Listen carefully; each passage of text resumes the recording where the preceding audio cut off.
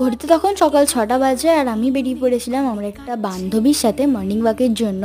যদিও আমরা রোজই যাই, তাও তোমাদের সাথে একদিনের ভিডিও শেয়ার করলাম। আর আমি প্রতিদিন ওর জন্য অপেক্ষা করতেই থাকি ও কখন আসবে না আসবে। তো ও এসে যাওয়ার পরেও ফোনে বকতে বকতে হাঁটতে থাকে আর আমি এখানে নর্মালি ভিডিও নিলে ভিডিও করতে করতে হাঁটি। হেঁটে অনেক দূর চলে যাওয়ার পরে আমরা এখানে একটা দোলনা দেখতে পাই আর ওর মধ্যেও চড়ে বসে। পরে আমিও উঠলাম আর আমার একটাই ভয়, এই দোলনাটা ভেঙে পড়ে যাবে না তো, আবার একটা আওয়াজও হয় ওখান থেকে।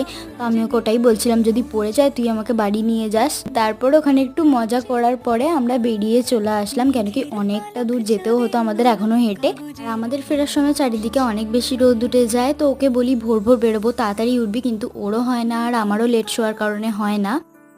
তো আজকের মতো হাঁটা আমাদের এখানেই শেষ। তো এখন আমরা বাড়ি ফিরে পড়বো।